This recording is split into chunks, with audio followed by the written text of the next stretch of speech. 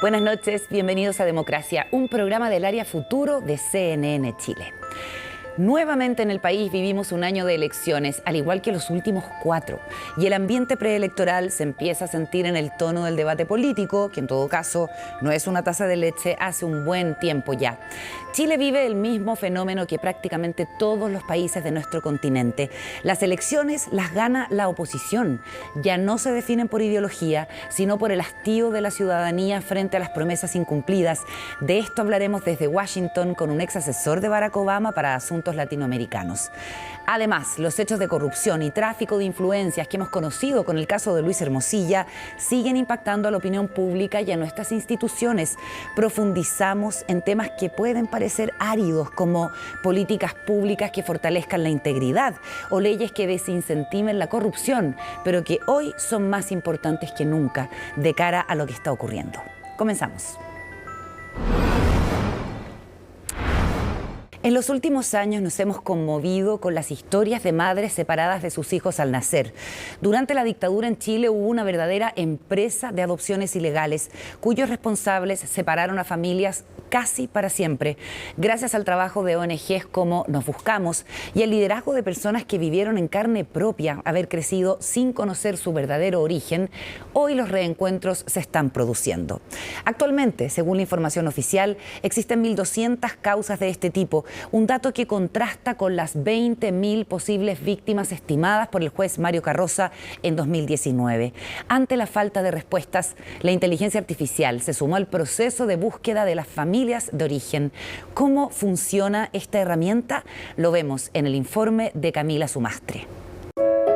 14 de mayo de 1974, una fecha que está en la memoria de Sara, día en que habría conocido a su primer hijo. Pregunto por mi hijo o hija, yo le dije, ¿qué fue?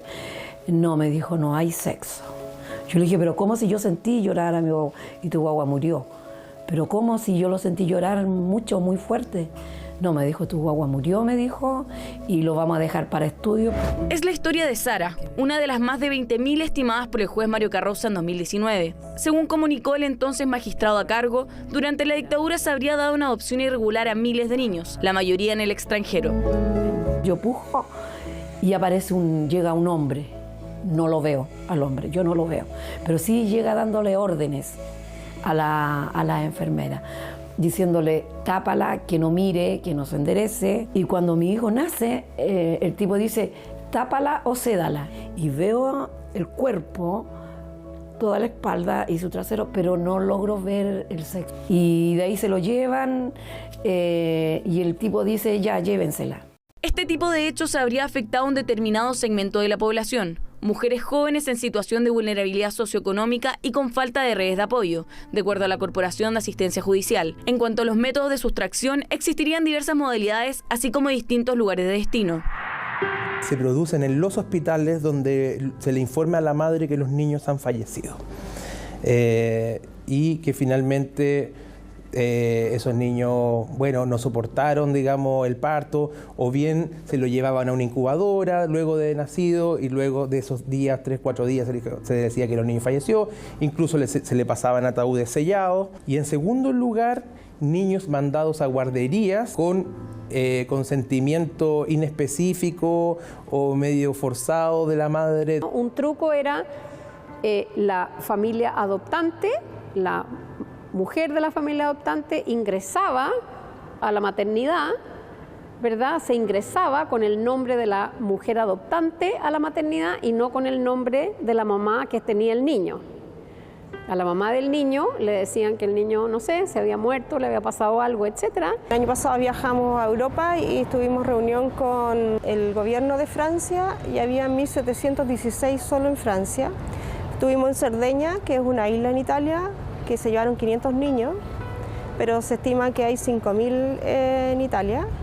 Estuvimos también en Suecia y hay 2.200 niños allá, ahora adultos. Oficialmente, la corporación registra más de 1.200 causas, siendo 20 de ellas tramitadas por la oficina. Procesos que siguen abiertos, algunos de ellos con 10 años de antigüedad. Es un proceso súper complicado porque necesariamente ahí hay que ver actas, ¿no es cierto?, fichas médicas, el testimonio de la madre, el testimonio de los médicos, si es que los médicos están vivos, de los funcionarios de la salud de la época, y sobre todo el testimonio de la adopción, porque como funcionan en torno a un circuito. Muchas gracias por conectarse a mi canal. Bienvenidos a todos. Italiano, sueco, francés, inglés y español. Estos son los 5 idiomas utilizados a través de una campaña internacional en la que a través de la recreación de falsos streamers con la ayuda de la inteligencia artificial se reconstruyó a los ahora adultos con el fin de ayudar en un posible reencuentro. Reiteramos que las imágenes que veremos no son reales y fueron creadas con inteligencia artificial con este objetivo. En gran parte de los casos no tienen foto porque fueron menores que fueron secuestrados, sustraídos desde el hospital. Entonces, del dolor de no tener fotos, pensamos en de qué manera nosotros podíamos colaborar con eso y empezamos a trabajar en conjunto en este video. De acuerdo a esta herramienta de inteligencia artificial, así sería el hijo o hija de Sara en la actualidad. Advertimos que las imágenes que veremos no son reales y fueron creadas con IA. Muchas gracias por conectarse a mi canal. Bienvenidos a todos. Me encantaría decirles cuál es mi nombre, pero la verdad es que no lo sé. Porque en el año 1974, cuando nací en Chile, agentes de la dictadura de Augusto Pinochet me secuestraron desde el mismo hospital y me vendieron a una familia en Suecia a través de una adopción ilegal. Mi nombre es Andrea, o al menos ese era el nombre que quería mi mamá. Ella ni siquiera me pudo conocer, porque a días de haber nacido, agentes de la dictadura en Chile me secuestraron en el mismo hospital. Hechos que continúan bajo investigación y que se enmarcan en las acciones anunciadas por el gobierno, en las que se buscarán emprender trabajos intersectoriales para que cada persona tenga el derecho de conocer su origen. Como querellantes estamos convencidos de que hay acá una sistematicidad ocurrida en los años de la dictadura, pero también en los años 60 y 90, de mucho desgarro también, y que es necesario en el contexto del plan de búsqueda, incluso el contexto del plan de los 50 años, que estas cosas no se vuelvan a repetir. Nosotros entramos en los derechos humanos, somos parte de los derechos humanos, porque lo nuestro es un crimen de lesa humanidad, igual como los detenidos desaparecidos, igual como los ejecutados políticos, lo nuestro es también un crimen de lesa humanidad, o sea, no tienen por qué hacernos a un lado. De esta forma, esta herramienta de la inteligencia artificial entrega una pequeña luz de esperanza para miles de madres, que tal como Sara, siguen en el proceso de búsqueda de sus hijos.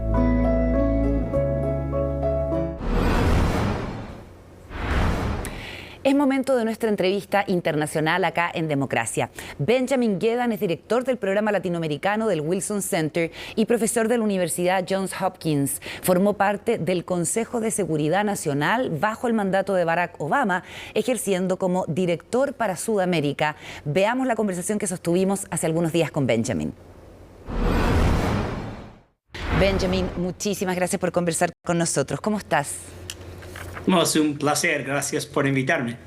Quisiera comenzar con algo que es contingente en nuestro continente, que es algo que tú planteas, muy interesante. No hay pruebas de cambios ideológicos en la región, sino un rechazo generalizado al oficialismo, y eso se comprueba en las últimas elecciones donde siempre ha ganado la oposición. ¿A qué responde, a tu juicio, este cuadro? Pero casi la mayoría de los países de la región. Hay excepciones. Es probable que este año los partidos que están en el poder, tanto en México como en la República Dominicana, van a mantenerse en el poder. Pero en casi todas las elecciones en los últimos años hemos visto victorias por las oposiciones. Y es precisamente por lo que dices, que hoy en día en la región los pueblos latinoamericanos no están muy satisfechos. No creen que los mandatorios tienen la capacidad para hacer frente a los retos más urgentes que los países enfrentan. ¿Y dónde queda la política en este actual sistema? Porque ya pareciera que no pesa tanto ser de izquierda, de centro o de derecha, sino que los clivajes van por otro lado, ¿no? No tiene nada que ver con la ideología, tiene que ver con demandas generalizadas para instituciones democráticas más fuertes, para sistemas de salud pública y de educación más capaces para ampliar el acceso y para otorgar servicios públicos adecuados, tiene que ver con economías estancadas por muchos años, casi una década, otra década perdida en Latinoamérica. Pues, repito, no tiene nada que ver con la ideología, tiene que ver con las necesidades de los pueblos latinoamericanos. Y en ese contexto, una de las clamores que hay en Latinoamérica es por mayor seguridad. El crimen organizado se ha transnacionalizado, ha corrompido en muchos casos el Estado y hemos visto el surgimiento de figuras como Nayib Bukele, que es lo más sintomático probablemente de este fenómeno. ¿Cómo lo ves tú, Benjamin, y por dónde crees que podría haber caminos de solución? Es un tema gravísimo a mi juicio, porque lo que pasa en países como El Salvador es que los gobiernos, cuando intentan hacer frente a la crisis de inseguridad, nunca respetan a la democracia. Lo que ofrecen es más seguridad y menos democracia, menos libertad, menos derechos humanos. Y mi preocupación es que los éxitos con respecto a la tasa de violencia, de homicidios en El Salvador, vayan a replicarse en otros países de la región. Y no solamente en México y América Central, donde estamos acostumbrados a niveles muy altos de inseguridad, sino también en Sudamérica, países como la Argentina, como Chile, donde también hoy día la inseguridad es un tema electoral muy fuerte. Ahora, lo que ha ocurrido en El Salvador tiene un origen, ¿cierto? Que fueron décadas de violencia y de frustración de la ciudadanía. ¿Cómo hacer para que algo que parece una decisión electoral razonable, ¿no?, que es elegir, a pesar de que sabemos que no lo es porque pone en riesgo la democracia, pero elegir una persona que promete que va a terminar con el crimen y que para eso utiliza todos los métodos, le da tranquilidad de todos modos a la ciudadanía y por eso es algo tan difícil de manejar, ¿no? Bueno, hay que reconocer que para un votante en promedio en El Salvador tiene todo sentido elegir a una persona que tenga la capacidad para disminuir la tasa de homicidios por haber sido por tanto tiempo un país sumamente peligroso. Pero lo que quiero destacar es que ningún pueblo latinoamericano deba tener que elegir entre la democracia y la seguridad. Lo importante es que tengan la capacidad los gobiernos latinoamericanos de hacer las dos cosas, proteger a los derechos civiles, los derechos humanos, mientras ofrecen una respuesta a la inseguridad a través de sistemas de justicia más fortalecidos y más capaces. A ver, hablemos de dos ejemplos de populismo en América Latina. El primero es Argentina y el ascenso de Javier Milei. Y el segundo es lo que puede pasar en Estados Unidos con un eventual triunfo de Donald Trump en la próxima elección presidencial. Puede que ocurra o puede que no ocurra. Son populistas que llegan al poder por distintas razones. Me gustaría tener, Benjamin, tu análisis. Bueno, en la Argentina para mí es más entendible porque el pueblo argentino ha pasado tantos años con crisis económica, no importa los colores políticos de los gobernantes.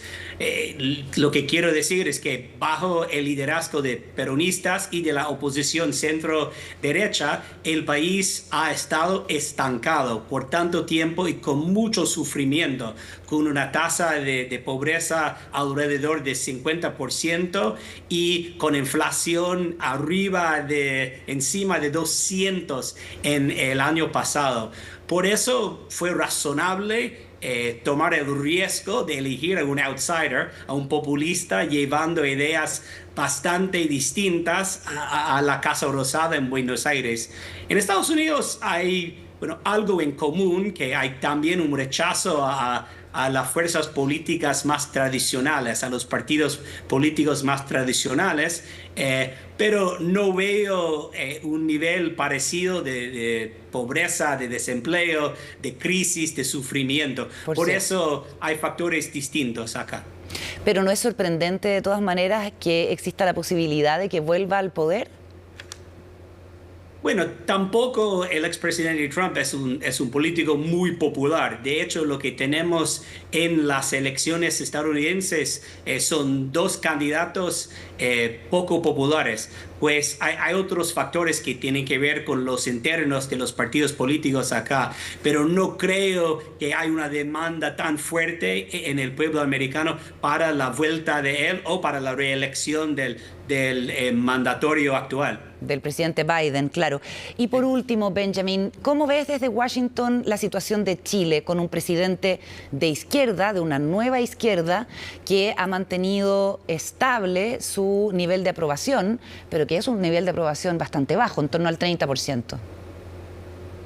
Bueno, lo que pasa en Chile es algo que hemos visto en otros países latinoamericanos en los últimos años, es que cuando llegan al poder candidatos de la izquierda más que nada, llevan al poder muchas expectativas altas para transformaciones de las sociedades, para la creación de sociedades más igualdades, ¿no? Y no es fácil llevar a cabo a esas metas, a esos objetivos económicos y sociales, más difícil aún cuando no se tiene mayorías en el Congreso, que es lo típico hoy en día, por ejemplo, en Colombia también y en Brasil. Como resultado, hay lunas de miel bastante cortas y hay la sensación de frustración en el pueblo. Y por eso es muy probable que en Chile vuelva la oposición, vuelva los partidos conservadores al poder en las próximas elecciones. Creo que tiene que ver con esos factores estructurales. ¿Y notas una diferencia entre el tipo de izquierda de Gabriel Boric que el de Petro y el de Lula? Sí, no, para mí la administración de Boric ha sido mucho más pragmática, ha sido mucho más comprometida con los derechos humanos en toda la región, en todo el mundo, y tiene para mí un estilo más consensual, con ganas de tender puentes con otras fuerzas políticas para al menos avanzar con algunos de los proyectos legislativos. Lo que sí tienen en común es ese factor de expectativas que tanto Boric como Petro como Lula llevaron al poder, esa idea de transformaciones profundas en sus sociedades, y es poco fácil llevar a cabo a una visión tan dramática, tan transformacional. Muchísimas gracias, Benjamin, por tu análisis y por la conversación en CNN Chile. Gracias a ti. Y después de esa entrevista nos vamos a la pausa, ya seguimos con más democracia en CNN Chile.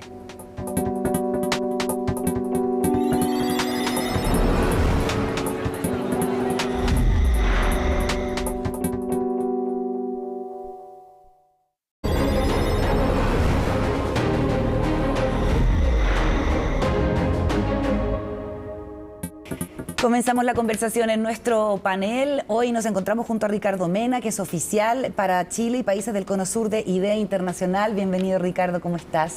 Muy bien, Carola, muchas gracias por la invitación. Y también estamos junto a María Jaraquemada, abogada experta en anticorrupción, miembro del Consejo para la Transparencia. Bienvenida, María. Muchas gracias por la invitación. Bueno, tenemos a dos personas que son expertas en un tema que nos ha tocado la puerta y prácticamente la ha derribado, que son los temas de corrupción y falta de probidad. Y ustedes dos han estado opinando sobre este asunto en distintos medios con frases que me parecen provocadoras para la conversación. Quisiera comenzar contigo, Ricardo, cuando planteas que si estábamos preocupados de que el crimen organizado capturara nuestro Estado, ¿cierto? Quizás dejamos de ver que son las élites también las que pueden hacer esto. A propósito, por cierto, del caso Luis Hermosilla y la caída del director general de la PDI. Bueno, el fenómeno de la captura del Estado puede ocurrir desde varias aristas. Digamos. Una puede ser por el crimen organizado, otra también las élites. Y esto es un fenómeno que lo vemos a nivel global. En el caso de Estados Unidos, Donald Trump, que llegó al poder desde una posición de élite, también empezó a, de alguna manera, ocupar espacios en los distintos poderes del Estado para asegurar inmunidad e impunidad de sus delitos, por los cuales hoy día está siendo juzgado en algunos tribunales de Estados Unidos también. Entonces hay que estar atentos a un Estado que tiene amenazas desde distintas partes. De capturas de distintas partes, incluso desde quienes llegan al poder por la vía democrática, en el caso de Donald Trump, dices tú. Exactamente. Hoy día ya prácticamente los golpes de Estado no se usan armas. son muchos los líderes políticos que han llegado al poder por la vía democrática y una vez en el poder van socavando el propio sistema para quedarse ellos como autócratas en el fondo. Bueno, y los Estados Unidos da para hablar largo porque es una posibilidad que Donald Trump salga nuevamente elegido. En el caso tuyo, María, tú dices que la máxima autoridad de la PDI se muestre tan servicial con un abogado, si suponemos que solamente es Hermosilla, además de escandalizarnos, debe ocuparnos de fortalecer y blindar nuestras instituciones para evitar su captura por parte de los intereses privados, pero también del crimen organizado. Estamos hablando de lo mismo. Ayúdanos a entender cómo caracterizarías tú esta forma de captura por parte de las élites. Claro, yo coincido con Ricardo que nosotros estamos viendo en otros países ejemplos donde quienes están en el poder, pero también quienes están fuera de él, intentan capturarlo, cooptarlo, de modo que sea servicial a sus propios intereses. Yo creo que en el caso del director o el exdirector en este momento de la PDI, vemos que él es muy servicial. De hecho, hay un WhatsApp donde le pone "estoy a lo que necesites". Muy servicial hacia un abogado, no sabemos si es solo hacia él. Y claro, este es como un típico caso de captura de alguien que tiene intereses, ya sea para sus representados o propios, que trata de capturarlo de algún modo. Pero estamos tan preocupados de la crisis de seguridad también, y que yo creo que tiene mucha relación con la democracia, porque mucho de lo que se dice, y ahí los informes de Idea Internacional lo muestran mucho, es esa falta de capacidad de delivery o de entrega de la democracia, ya sea de bienes y servicios públicos de calidad o de seguridad a su población.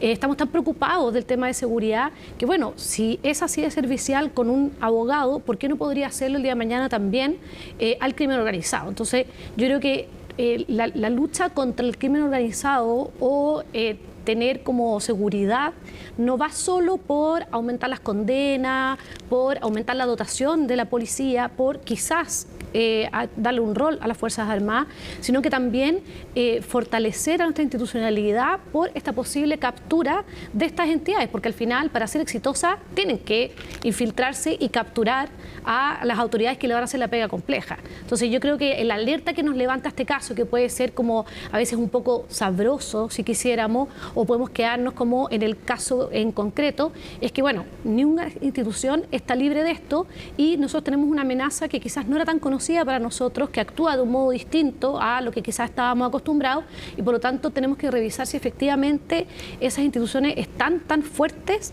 para tratar de lidiar con este nuevo fenómeno de una manera que impidamos su captura, o al menos tratemos de evitarla del mejor modo posible. Y a la vez hemos aceptado durante muchos años sistemas de nombramientos en el Poder Judicial y también a partir de la institucionalidad de la Fiscalía, que obviamente dejan espacio para que operadores judiciales, en este caso, o abogados, interfieran. En ese sentido, no sé si les ha llamado la atención, y ya podríamos hablar con Ricardo, el tema de los pesos y contrapesos, que son tan importantes para la calidad de una democracia. De esto que como no nos sorprende en el reporteo como del mundo de la relación entre los abogados y los jueces, porque como que todos hacen trampa, ¿ah? Y eran conocidos estos personajes y hay otros que son conocidos. ¿No es esta especie de normalización de este tipo de conductas también una amenaza grave para la democracia, María?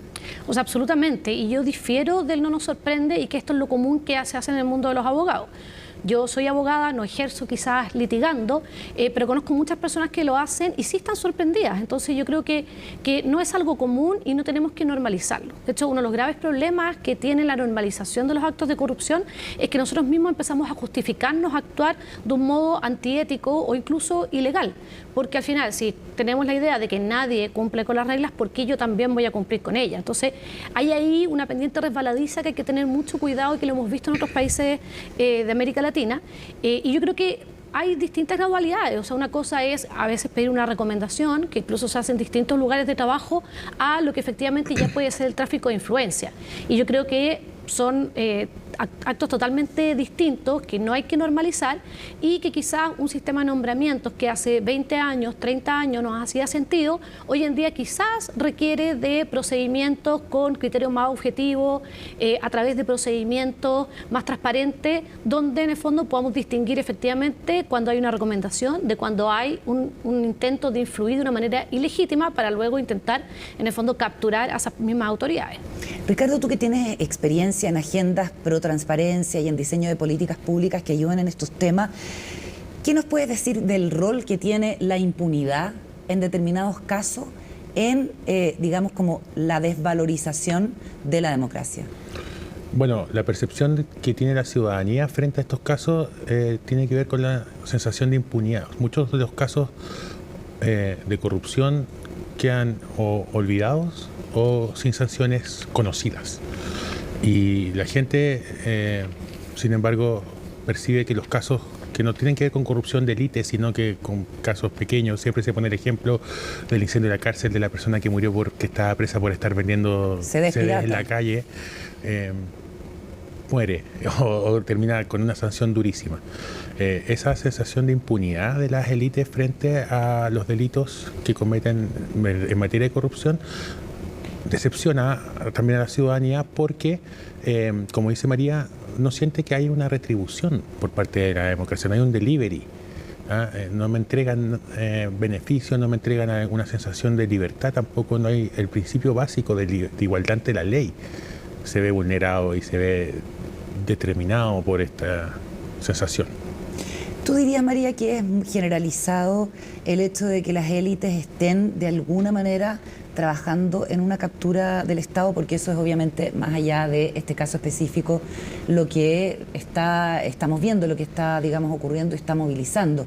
Te lo pregunto porque hay casos como uno que se acaba de conocer, que la Fiscalía del Biobío persiguió durante muchos años a una serie de empresas pesqueras por pesca ilegal. Lo que hacían era adulterar, digamos, las pesas para tener que pagar menos impuestos por la cantidad de carga de pesca. Y sencillamente el tribunal no pudo demostrar responsabilidad de empresarios importantes, el fallecido Francisco Javier Errázuriz, en fin, que muchas veces tienen estos equipos de abogados que francamente ni siquiera en muchos casos el sistema judicial chileno puede hacerles frente con evidencia de la comisión de delito. Yo creo que no, o sea, es difícil generalizar, pero efectivamente nosotros en nuestra historia hemos tenido casos donde efectivamente el poder empresarial o el poder político ha estado envuelto en investigaciones que a veces tampoco llegan a nada. Pensemos en los casos de financiamiento ilegal a la política, que lamentablemente no se pudo ir mucho más allá porque en el momento en que esos casos ocurrieron no eran delitos, no eran considerados delitos, sino que simplemente faltas administrativas sancionables con multa y que ya habían prescrito. Eso hoy en día cambió. Y yo creo que nuestra institucionalidad muchas veces ha reaccionado a través de la reforma. Si nosotros miramos nuestra historia desde el retorno a la democracia, hemos tenido 5 comisiones asesoras en distintos minutos por distintos tipos de casos o investigaciones de corrupción que generan un escándalo público y que llevan a la reacción del poder político. Y hemos tenido muchas reformas. Yo creo que a veces nos quedamos con la percepción de que no hay reformas, pero sí las hay. O sea, pensemos que después de la comisión Engel hubieron 14 leyes que se aprobaron. O sea, hubo muchas reformas. Hoy en día, después de la comisión que a mí me tocó presidir, ya hay algunos cambios. Por el caso convenio, ya hay algunos cambios que se han aprobado y hay varios proyectos de ley en discusión en el Congreso. Pero quizás donde nos quedamos atrás, coincido con Ricardo, es en el tema de la impunidad. De que muchas veces las leyes en los momentos en que ocurrieron estos hechos eran tan débiles que las sanciones también eran bajas y por lo tanto nos quedamos con esa percepción, que a veces yo creo que incluso es más que una percepción, de que el castigo no es igual de fuerte que cuando se cometen otro tipo de delitos que son más propios de otros niveles socioeconómicos, como pueden ser delitos contra la propiedad. Entonces yo creo que ahí hay un tema no menor. Pensemos que antes del año 99 el cohecho se sancionaba con una multa. O sea, un delito tan grave como pagar una coima para obtener algo de un funcionario de autoridad pública. Claro. Se pagaba, o sea, se sancionaba con una multa. Y se había mantenido inmutable durante 125 años ese delito. Desde el 99 hasta ahora se ha cambiado 5 veces. Se ha ido agravando, se han ido contemplando nuevas hipótesis de cohecho y hoy en día incluso lleva a la prisión efectiva. Entonces yo creo que hemos ido cambiando y hoy debiéramos ver respuestas distintas de nuestro sistema, espero, judicial, porque efectivamente se han ido perfeccionando esas leyes. Pero sin duda que siempre, yo creo que en todos los países hay personas de la élite que tienden a querer que las normas sean más bien favorables a ellas y a ellos. Y eso te lo demuestran todos los datos. Tú ves que los países más corruptos son los países que están más afectados por el cambio climático, donde si tú cometes delitos ambientales probablemente vas a salir impune, donde el crimen organizado campea, donde se presiona al sistema político para que no aumente impuestos, donde se desvían... Por la vía del financiamiento de las campañas. Por la vía del financiamiento de las campañas muchas veces. De hecho, yo creo que el financiamiento de la política en muchos países termina siendo una manera de soborno. O sea, más que andar yo sobornando a alguien para que se compre una casa, lo que muchas veces quieren es perpetuarse en el poder, y eso muchas veces se hace a través del financiamiento indirecto de las campañas, lo que por ejemplo hacía la empresa Odebrecht y muchas otras. Entonces yo creo que efectivamente eso se da, pero generalmente si lo miramos se da mucho más en aquellos países que tienen peor desempeño en la lucha contra la corrupción, que lamentablemente son 2/3 de 180 países que evalúa, por ejemplo, Transparencia Internacional. ¿Y nosotros dónde estamos? ¿En los 2/3 o en el tercio? Nosotros estamos en el tercio. Ya. De hecho, bueno, este año bajamos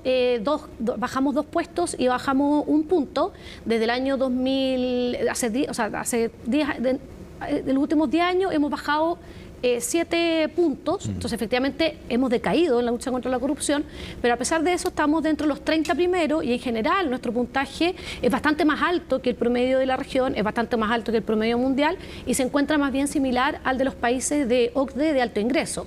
Pero eso no se condice con la percepción interna que hay, donde si nosotros miramos las encuestas, por ejemplo la CEP, cada día la ciudadanía considera que en Chile hay más corrupción. Y eso es un problema, porque por muchos indicadores internacionales que tú tengas, si internamente tenemos una percepción mucho más mala, bueno, eso tenemos que hacernos cargo y puede tener efecto en la democracia, en la confianza en las instituciones, en el apego a la normativa y al Estado de Derecho, que yo creo que tenemos que preocuparnos también.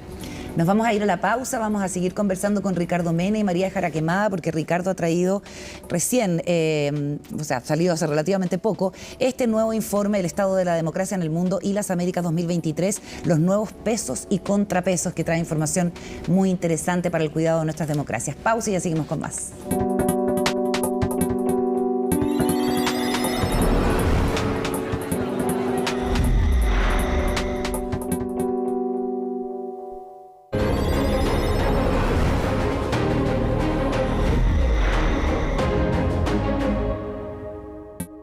Seguimos en Democracia conversando con los expertos en anticorrupción y transparencia, Ricardo Mena, María Jara Quemada, que nos acompañan para hablar del ambiente en el que estamos viviendo. Todavía en los rankings internacionales Chile está bien evaluado respecto de la calidad de su democracia, pero la percepción y los casos que hemos visto nos llevan por un camino que evidentemente es preocupante. Ricardo, cuéntanos qué indica este último informe de IDEA, y para la gente que no sabe lo que es IDEA, aprovecha de contarnos de qué se trata.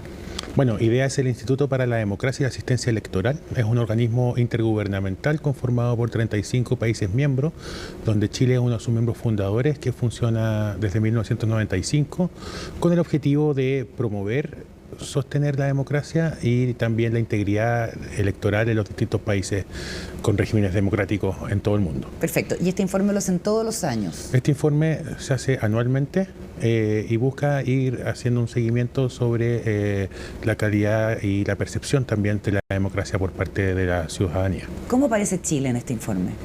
Aparece bien dentro de la región. Se sostiene en buenos indicadores en temas de participación ciudadana, en temas también de funcionamiento de instituciones.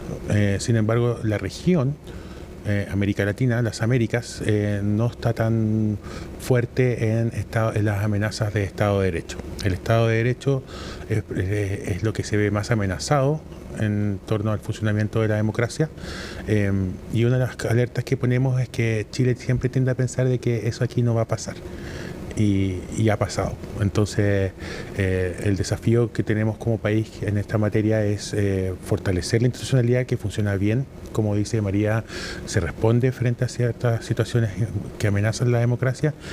Sin embargo, hay que ser capaz también de avanzar más rápidamente en fortalecer estructura que permite mantener la democracia funcionando.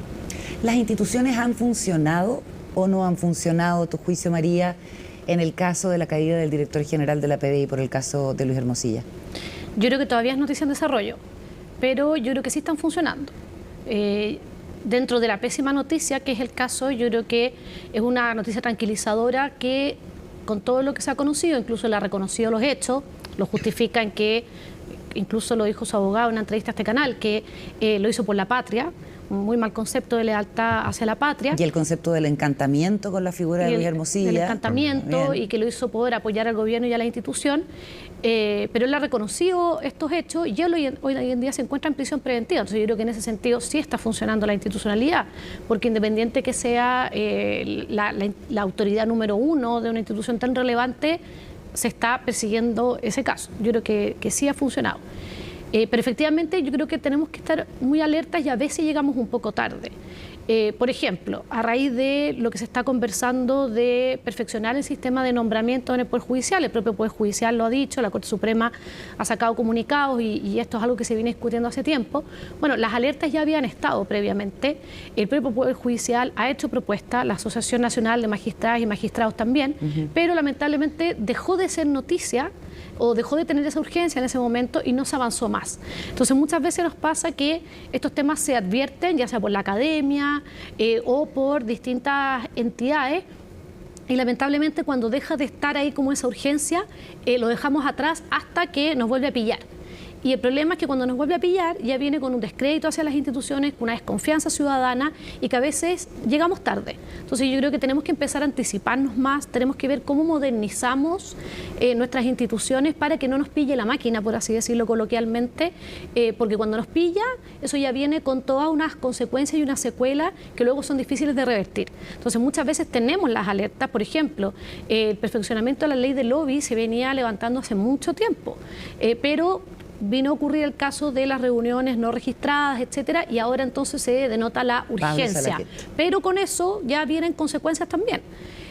Lo mismo con esto del sistema de nombramientos y muchas otras temáticas que se han advertido hace mucho tiempo. Por ejemplo, el perfeccionamiento de la ley de transparencia. Se está discutiendo desde el año 2012 y todavía no logramos hacerlo. El año 2024, 12 años después, todavía no logramos modernizar la ley de transparencia. Entonces, yo creo que tenemos que tratar de adelantarnos a esto cuando ya hay diagnósticos bastante compartidos y quizás ser un poco más rápidos en su ejecución. Ya, pero ¿cómo se hace eso considerando la crisis que tenemos en el sistema político, ¿cierto? Hay como un acuerdo transversal en que se hace necesario modernizar el sistema político para que no se produzca este hiperfraccionamiento o la captura, en fin, de ciertos debates legislativos que nos están impidiendo avanzar. ¿Cómo podemos avanzar con este sistema político que no quiere, por ejemplo, específicamente en el caso del sistema de nombramientos, perder sus prerrogativas a la hora de nombrar? No quieren que sea un ente neutro, o no neutro, pero un ente autónomo nombrado por jueces y juezas y compuesto por jueces y juezas. ¿Cómo ves, Ricardo, ahí como la connivencia, por decirlo de alguna forma, del sistema político para la falta de avances en estas materias de transparencia? A ver, yo creo que coincido plenamente con María en la idea de que en general las respuestas a estas crisis son reactivas. Las medidas que se generan son respuestas a explosiones que ocurren y que necesitan una solución para tratar de seguir manteniendo en funcionamiento lo que estaba, digamos. El desafío pasa por prevenir, ir en unas medidas preventivas y anticipatorias. Y eso también implica estar muy atento a lo que está pasando alrededor. Vemos lo que está pasando, por ejemplo, en países como Ecuador, lo que está pasando en Perú, que son vecinos, digamos, y nosotros no pareciera que estuviéramos tomando medidas al respecto. Lo mismo pasa con estas decisiones en materia de poderes.